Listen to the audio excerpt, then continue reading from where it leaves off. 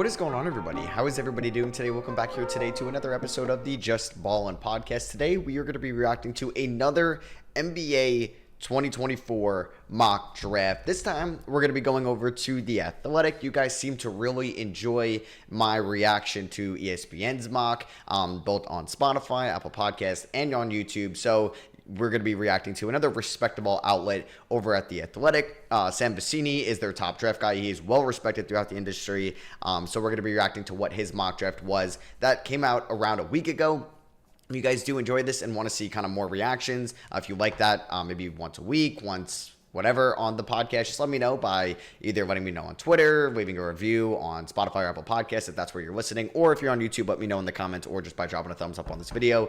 And yeah, so obviously if you're watching on YouTube, you're going to get a visual version, you're going to get me, you're going to get the screen kind of going through it, but obviously this is a podcast format, so that is no problem if you are listening on Spotify or Apple Podcasts. So yeah, this came out on the 20th. There's been a little bit of, I guess, could be changed to it, as this is a week old now, but I think his top guys are still there at this moment. I'm 90% sure as I go through this that he's done a tankathon randomization for the draft lottery. So unless I kind of go throughout this and figure out that I didn't, but I swear that he did do a lottery. It doesn't really matter at this point because obviously this draft is going to change.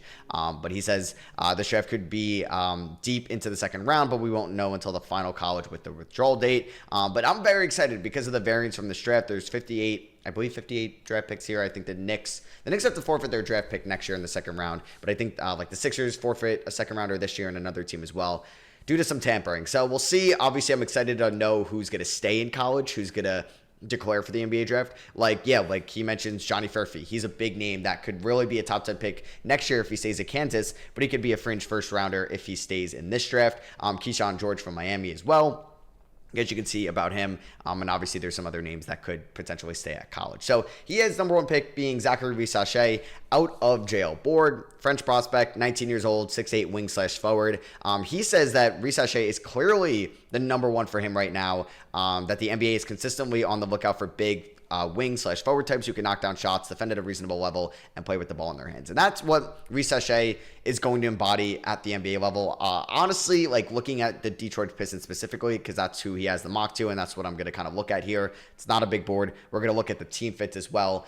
And Risacher could be a beautiful fit next to Cade Cunningham, next to Jaden Ivey, but also can play up a little bit. He could be the power forward next year, next to Jalen Duren. Like, who knows if Isaiah Stewart's going to be on this team next year, and that could be a perfect guy that could space the floor and also take a little bit of the load off of the backcourt, obviously, between Ivy and Cade Cunningham. So this is a great complementary fit, and I honestly like Risacher to contribute a little bit more, I think, quicker. Obviously, all this depends on fits, but he could definitely make a more immediate impact than somebody like an Alex Sarr, who I think is another number one potential pick in this draft going forward. Now, I think if Detroit picks number one, Charlotte picks number one, Portland picks number one, no chance in hell that Nikola Topic is the number one pick, but I think it could be interesting. Would Washington want Nikola Topic? Would San Antonio want Nikola Topic? Those are potential fits as well. So I'm excited to see kind of what happens there. The Pistons get the number one pick. That would be nice for them after the abysmal season that they've had. I'm recording this after their loss against the Knicks, where they kind of got screwed on that foul call, the no foul call on Asor Thompson at the end of the game. So Risacher could be a beautiful fit next to Cade and Ivy, as I mentioned, and I like that pick number one overall if it were the Pistons at number one. So next up at number two, he's got the Washington Wizards taking Alex Sarr, the 7'1" big, 19-year-old from the Perth Wildcats, playing in the NBL. He's currently playing behind an All-NBA NBL caliber big man right now, so he's not really played a ton this year. He's played around 17 minutes a night, as he mentions, averaging 9.7 points, 4.4 rebounds, and 1.3 blocks. He shoots well from the field, and he attempts two threes per game. And I think Sarr immediately is going to make a defensive impact. Is he going to be Wemby defensive caliber coming in? I wouldn't say so, but I think he has as much like defensive upside as like Chet Holmgren had coming in out of Gonzaga. And Sarr is more physical. He's definitely stronger, and I think he'll be a more inside presence right away than Chet maybe would have been if Chet did play in his rookie year. I think a big thing with Sarr will be, will he develop that outside shot? Because if he does, he's going to be a very valuable player in this league. And even if he doesn't, he's still going to be a good enough defender where he can be an all defensive caliber big man one day. But if he can actually develop an offensive game, he's got a solid handle, which I think he will develop the game. And that's why I think Sarr is still my number one guy in this class. I have him over Reese Shea, but would I have him go? I think Reese Shea is a better fit in Detroit. And I like Sarr to Washington, especially since they traded away Daniel Gafford. This team still needs a point guard. There could be point guards on the market this offseason. They could look to re-sign Tyus Jones if that's what they're interested in, but I don't know how Sarr is going to develop with kind of a revolving door at the point guard position, and I think having a nice, sound floor general would be great for Sarr's development, and that's what you're prioritizing. You're prioritizing Sarr's development, you're prioritizing Denny of Dion, Bilal Coulibaly's development, but with those three, with Denny at the 3, Bilal at the 4, Sarr at the 5, that has potential to be a very versatile group going forward. And that could get me excited if I'm a Wizards fan, especially in a quote-unquote down year for the NBA draft. Number 3, he's got the San Antonio Spurs taking Nikola Topic. If those are the first 2 picks and the Spurs are on the clock at number 3, let's go. Let's get the next franchise point guard, somebody that could be the pick-and-roll partner with Victor Wembanyama, and obviously develop Wemby at a great pace, because Topic is going to be a pass-first guy. He's played in Serbia this year for Mega Basket, to start the year. Then he ended up going over to the EuroLeague, but then he got hurt right away. He even mentions, like, I think what Sam Vecini does very well is he kind of dives deep into international play. And I think that's like something like when I scout guys, I'm watching the prospect specifically, and I don't know much about the overall league. Like, he says that he's a dynamic ball screen distributor and constantly lives in the paint in the Adriatic League. Like, that could be something how, like, these different leagues have different styles of play. And I think that's something you have to realize. And will that transfer over to the next stage in the NBA level? Will he be able to separate as consistently from NBA defenders as he does from slower players in the Adriatic leagues? Okay, so obviously I think we all knew that they're a little bit slower pace over there as well. But Topic is somebody that's a big body, 6'6". He could be that floor general, that franchise point guard for Wembanyama going forward. And I think he has some debate to go at 2 over Alex Sarr. That's a perfect, reasonable assumption if you think he should go 2 if Washington does want their franchise point guard. But I think, like, elite defensive big men that could shoot the ball are a lot rarer than floor general point guards that are good passers, but I don't think Topic ever has, like, he may have all NBA upside, but I don't really see it right now because I don't know how good that, like, offensive game is going to be. Will he be a good enough shooter as well? And point guard is a loaded position in the NBA. So I think, like, if you're going back to Washington, I like Sarr too. I love Topic at 3 to San Antonio. Not trying to get cute with it because I think Jonathan Givony had Rob Dillingham over Topic in his mock, which was kind of crazy. So Charlotte Hornets at number 4. He has them selecting Cody Williams, the younger brother of Jalen Williams. I feel like you always just got to mention that. It's going to be talked about a lot come draft time for sure. ESPN's probably going to love that. He's a 6'8" wing from Colorado. He's 19 years old right now. He's versatile. He's got length. He's averaging 14.2 points for the Buffaloes this year, 3.4 rebounds, 1.8 assists. He's shooting 59% from the field, 47% from 3. Although NBA teams are concerned about his jumper translating to the next level, given that he doesn't take many threes in college. That is, I think, a big thing with Cody Williams this year. I'm just going to pull up for you guys watching on YouTube how many threes he really attempts per game at Colorado. He attempts 1.9 threes per game. And when you're watching, that's evident. Like, it seems like he's kind of passive, at least when it's like a semi-contested 3, when you'd like to see him maybe showcase being more of a shot creator. But does he worry a little bit on that really high 3-point percentage? Like, Cody, that's going to regress. Nobody's expecting you to be a 45% 3-point shooter. But if you were taking maybe double the amount of threes for a night and you were shooting at a 37% clip, it drops 8-9 percentage points. I think people would like that a lot as well.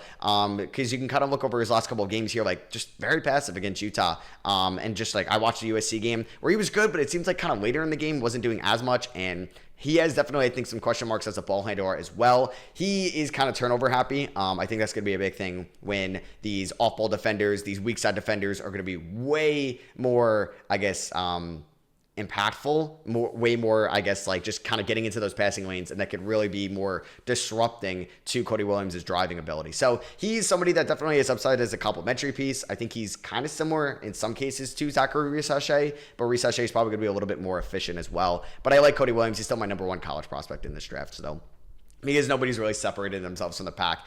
So Stephon Castle, number 5 to the Blazers. I don't really like this pick. Castle, I don't even think is more of a guard, like a point guard, than like a Dillingham.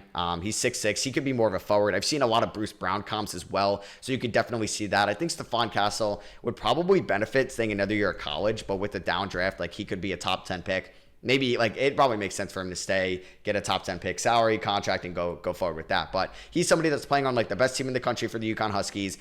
He's a freshman. He does play a decent amount of minutes now as he was dealing with injuries in the beginning of the year. And it's been kind of inconsistent for him as of late. Like the 3-point shot is very inconsistent.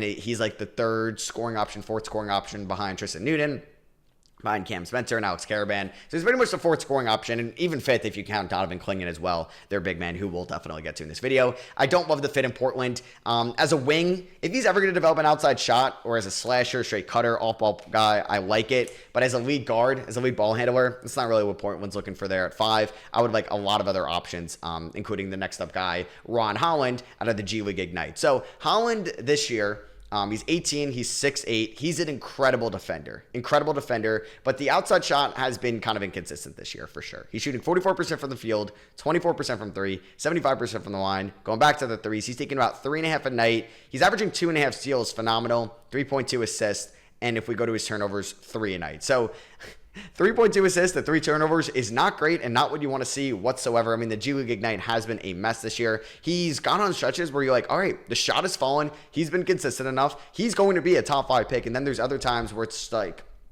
it's inconsistent, bad shot selection, not as passive, and you're like, all right, should he even be a top 10 pick? But I love him in Memphis. He has upside as someone that can guard like kind of any position on the floor. I think he does have upside in that. And I think Memphis developing him would be great. And I like that fit. But I think I would even like him going to Portland as well. And he can learn a ton behind Jeremy Grant to try to maybe develop a similar playing style than him.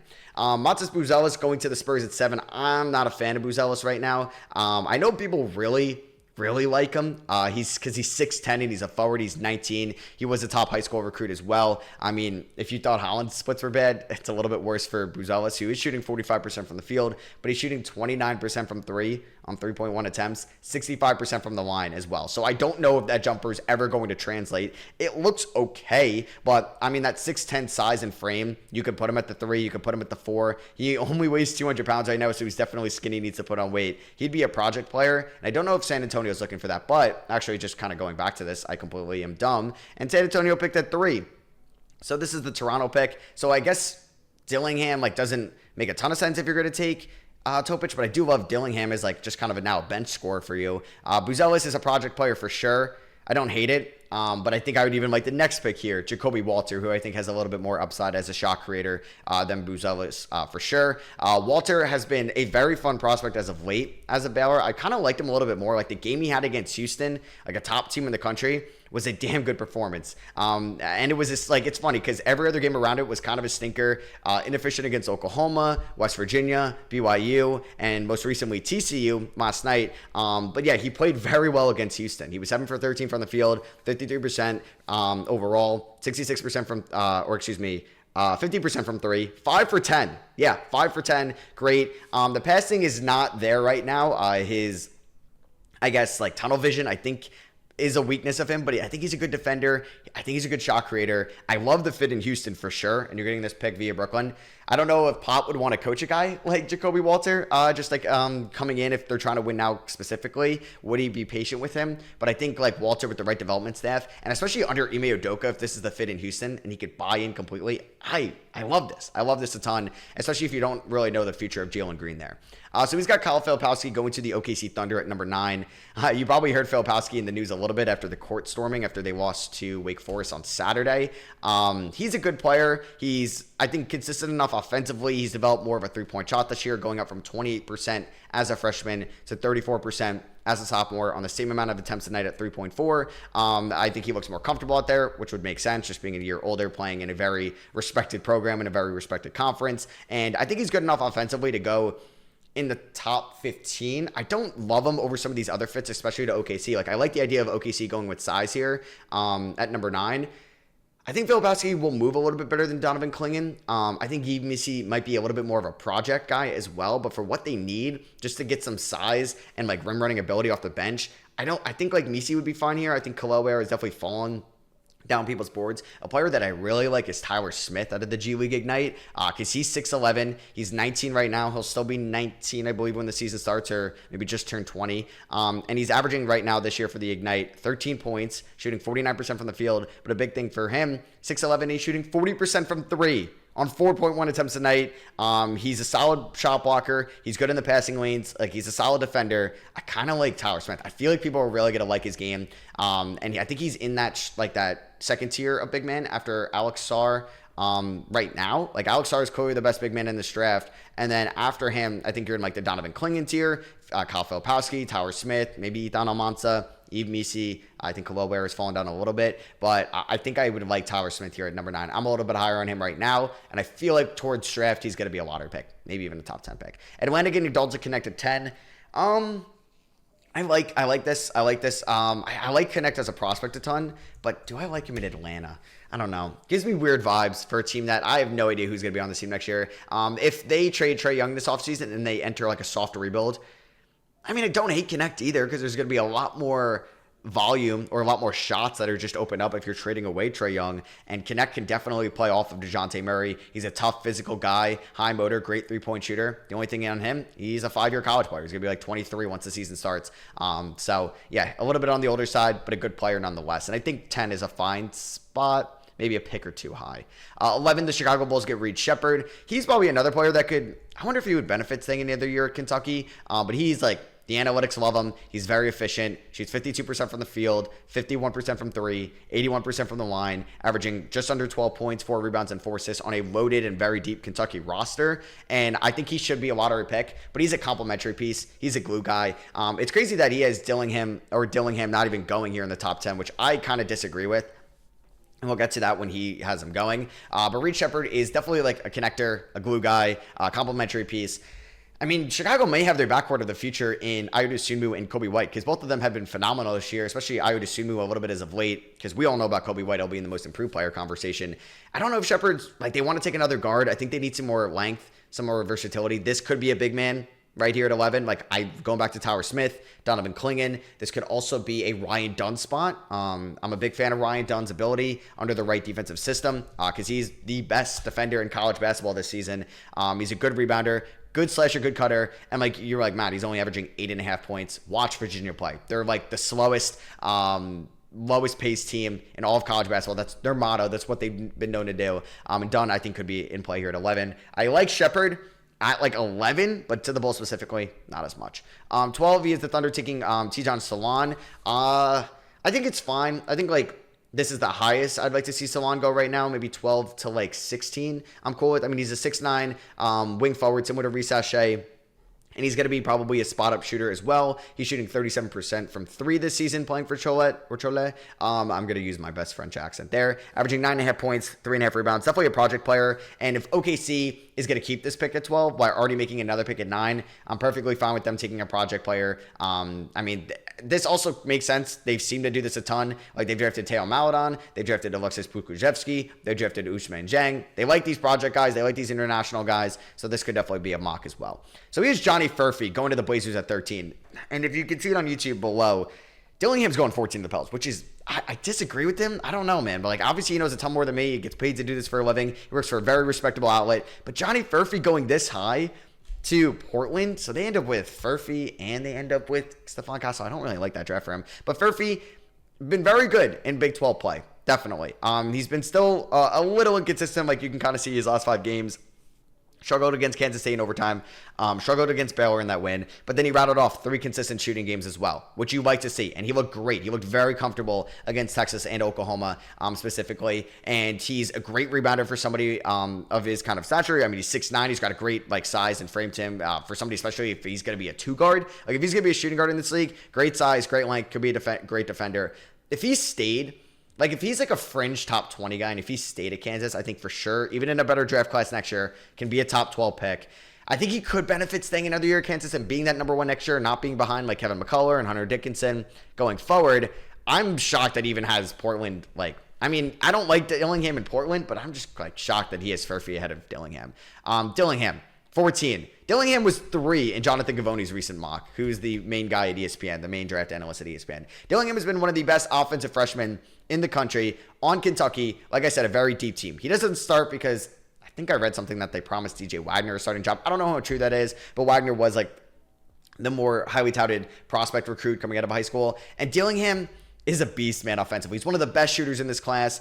He's one of the best inside finishers. He has a great touch around the rim. And this dude is just a flat-out bucket for Kentucky this year. He's so good. The one knock on him will be his defense, but not his, like, he doesn't, like, not try. He's physical. He's got a high motor, similar to, like, maybe what Emmanuel Quickly, I think people can compare him to a little bit when he was coming out of Kentucky on the defensive side of the ball. Like, his speed, his agility, his lateral quickness can really make up for his lack of size. Obviously, if he's getting posted up by, like, a 6'7", 6'8" guard that weighs 40 more pounds than him, it's not going to end pretty, but that's kind of a common thing for 6'2" guards. But he's a good enough offensive player where he should be a top 10 pick. I feel like this is very low and kind of disrespectful to Dillingham. But if Pelicans get him at 14, hell of a pick. I guess I kind of want to read what he has, his questions around Dillingham. Can he be a starting point guard or is he more of a backup? Is he a good enough distributor, or is he going to settle in largely as a score first guard? I guess that could be similar to like what Bones Highland was coming out of BCU, not Colorado.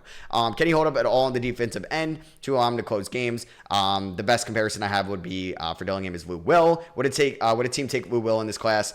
Yeah, but he said he's got ranges from 5 all the way to 20. Now that I also said Bones Highland was VCU, I need to double check that. Deshaun Highland was he? Yeah, VCU. He was a sophomore. Did not remember that. Wow, he was kind of a bucket as yeah, okay. We're getting off topic here. Miami Heat taking Isaiah Collier 15. This is good value for Collier, because he was one of the top recruits in the country. I think in my preseason big board and mock draft, he was always in the top 5. And then he got hurt this year at USC, who's been like pretty bad USC in the Pac-12 this season, or whatever they are in now, the Big Ten.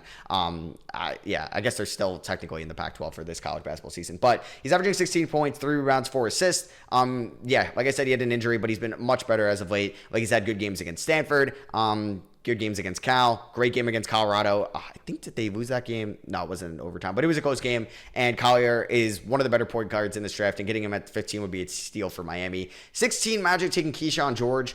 I'm not a huge fan of Keyshawn George. He's definitely a project player, and if this is Orlando's like only first-round pick, I really wouldn't take him. He's projected to be a 3-and-D guy, 6'8", shooting 41% from 3 this year. I think it's going to be a little bit of a project play, but Orlando does want shooting, so that could be the guy. I would love Ryan Dunn in Miami too, going back to that, and Orlando would be great as well, just because he's the best defensive player in the class. I think that should warrant a top 15 pick.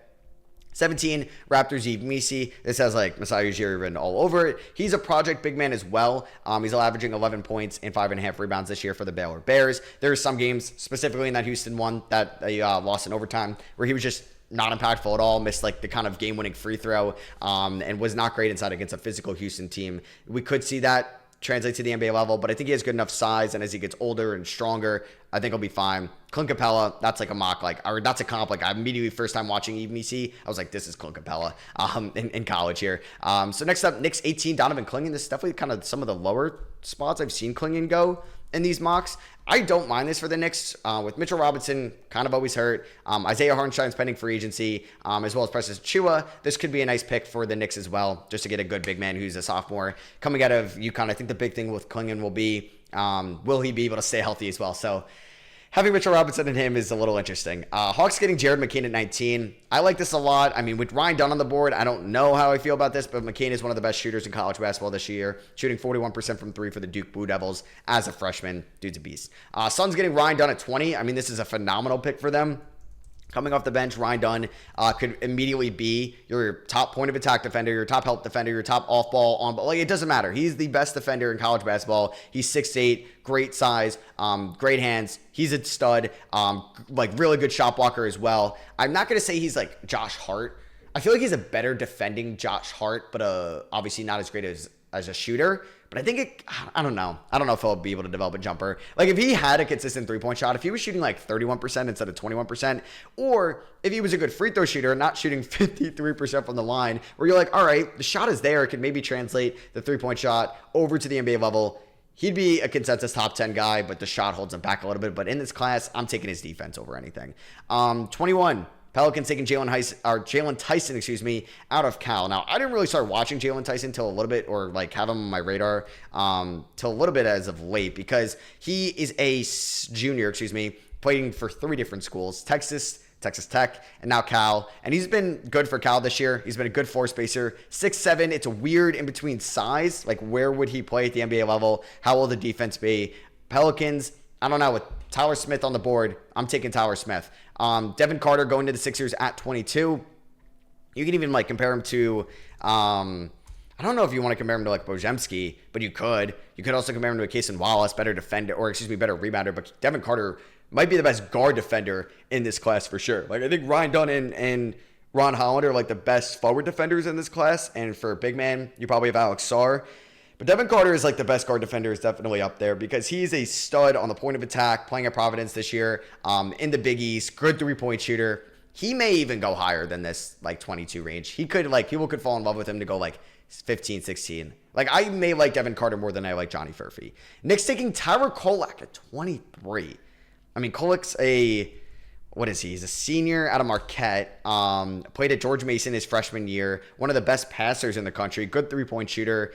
I wonder how he's going to be in the NBA. I will. 6'3". Will he be able to be like fast enough to keep up with other guards defensively? That is a possibility, or that is kind of like I don't know. That's a question mark for him. But I don't know if the Knicks would go point guard here, especially a 23-year-old one. Bobby Clinton to the Bucks at 24. I think they'd want a more win now guy or NBA ready guy, similar to like what he did with Hawkins last year, because the Bucks bench isn't great, and if Clinton has some growing pains and needs to get acclimated to the NBA level, they might not have the time and the patience for that because clearly they don't prioritize some of Andre Jackson's development or Marjon Beauchamp. So while we see that, he compares him to Rui Hachimura. Don't hate that comp. Deron Holmes going to the Nuggets at 25. Think big man could be in the realm here just with like Zeke Naji taking a step back. Obviously, DeAndre Jordan's not going to be there much longer. And Holmes has been very good for Dayton. He's 6'10", could be 6'9", but the dude is a beast rebounder. He's very physical inside, good scorer. I think your drafting would be the backup to Jokic. I like that. I don't know much, about the Wizards pick at 26. Ulrich, I don't even want to butcher his name because I don't know him at all. He's from the NBA Africa Academy, and I know they have a top prospect in next year's class that we're probably all going to get familiar with. So I'm not going to act like I know him. He's 26 at the Wizards. He's currently playing in the NBA Africa Academy, and I'm going to now kind of learn about him because I don't know much about him, so I'm not going to like say I don't like it, say I like it, but something to know. I'm glad I'm learning more about these guys, and we'll see how much the NBA Africa Academy pipeline is going to be into the NBA very soon. I know the NBA wants that to be a big thing. So we have the Utah Jazz going to the G League Ignite here, 27 Tyler Smith. This is a steal of a pick. And this just seems like a Utah Jazz guy with Markkanen and Hendricks and Kessler, and something they've done, at least with Hendricks and Kessler. Well, they didn't draft Kessler, but in the past with acquiring these taller big men, they like wingspan, they like size, they like the ability to knock down threes, and that's what Tyler Smith's going to be. But I don't think Tyler Smith is here at 27 on draft night. Hunter Salas going to the Cavs at 28. You may have heard about him over the weekend. He is a beast for Wake Forest. They beat Duke. Like I said, he started his career at Liberty, I believe. Or no, excuse me, Gonzaga. I don't know if why did I think Liberty? There might have been another Salas, I'm not sure. But he has been a great scorer this year. Not like the best passer in the world, but he's somebody that is a elite shooter, shooting 43% from three on 5.5 attempts. He goes to Cleveland. NBA ready for sure. Trey Alexander, the Timberwolves at 29. I like Alexander to be a first-round pick. He's out of Creighton. He is a junior. I feel like I called him a freshman. I don't know why in a recent video. I apologize on that if I did. But Alexander, good shooter, good shot creator. I think is worn of a first-round pick. I like him in Minnesota. And then he has Zach Edey going to the Celtics at number 30. I mean, they do need backup big man help. Would they take Edey over like Ethan Almanza, who has a nice touch around the rim, good defender, plays up a little bit, 6'10". Edey a little bit slower defensively. I think Edey will be a first-round pick. Would I take him in the first round? It depends how the draft goes. But we can look like second round Oso Ighodaro. I like a little bit more. DJ Wagner. I'd probably take Edey. Tristan Da Silva I like out of Colorado. PJ Hall I like a ton coming out of Clemson offensively. Kevin McCullough in the second round, where I think he'll probably end up. This is actually a great pick for Milwaukee for sure. Minnesota getting Ethan Almanza to the G League Ignite. I mean, they got Leonard Miller last year. Could be their mold of them. Melvin Ajinka going to the Sixers. Hansen Yang going to the Grizzlies. I feel like he may be more of a 2025 guy, but we'll see. AJ Johnson going to the Thunder. Baylor Shireman going to Portland. I like that pick at 40. Alex Karaban to the Celtics at 41. I'm a big fan of that. He's going to be a knockdown shooter in the NBA, and obviously he's a top guy on the UConn Huskies. He's technically a sophomore because he was redshirted as a freshman at UConn. Dude shooting 39% from three on 5.5 attempts a night for a big-time school. Damn, Kel'el Ware has fallen that far. They have AJ Mitchell going to the Knicks at 42. Kel'el Ware going to the Knicks, the Rockets at 43. I haven't watched Kel'el Ware in a couple weeks. Damn, second round pick? Sophomore, didn't really do much his freshman year, averaging 15 points, 9.5 rebounds, shooting 42% from three. I thought the defense was there too when I watched him at Indiana. That's crazy. Interesting. I feel like he'll go higher. Cam Spencer to the Spurs at 44. Also at UConn. Interesting. So yeah, if you're on YouTube, you can kind of see it. Peyton Sanford out of Iowa going to the Heat at 45. Adem Bona to the Magic at 46. Pelly Larson to the Clippers at 47. I like that pick. Adema Ball out of Santa Clara to the Celtics at 48. Trayvon Brazil to the Kings at 49. Yeah, like Gavoni had him as a first rounder. Keyshawn Johnson to the Wizards at 50. Luka Poplar out of Miami to the Pacers at 51. Justin Edwards, Pistons 52. I mean, the game he had against Alabama on Saturday, he's probably going to be a first-round pick. I mean, he was such a top high school guy. Hasn't been great at Kentucky this year on a deep team. Kind of passive. Doesn't control the ball all that well, but he was 10 for 10 from the field. He was 4 for 4 from three. 4 for 5 from the line, almost perfect. He had 28 points and 5 rebounds. He was so good against Alabama. I'm not familiar with the Pacers pick at 53. Pacome, I don't want to butcher his name. Out of Ratio Farm, I'm butchering that. Ariel Huporte out of Melbourne. Grizzlies 54, don't know much about him. Blake Hinson out of Pittsburgh 55. I guess he has Carlton Carrington as a 2025 guy. KJ Simpson, Colorado 56. That's their third Colorado player in this draft. Dylan Jones, Weber State, shout out Dame at 57. And Malik A. Lewis out of Mexico City, the G League. That's pretty cool. Got to learn more about him. Going to the Hornets at 58. So that is going to be my reaction to Sam Veciini's new athletic mock draft. Hope you guys did enjoy. If you're on YouTube, I'd appreciate you dropping a thumbs up. Let me know what you guys think of the mock in the comments below. And if you're listening on Apple Podcasts or Spotify, I'd appreciate a rating and review over there as well. And I'll catch you guys in the next episode where I think I'm going to be giving you guys my MVP ballot ladder updated right now. We're going to go through like probably my top 15 guys in MVP voting, and that'll be fun for sure. So thank you all for watching and listening. I love you guys, and I'll catch you on the next one. Peace.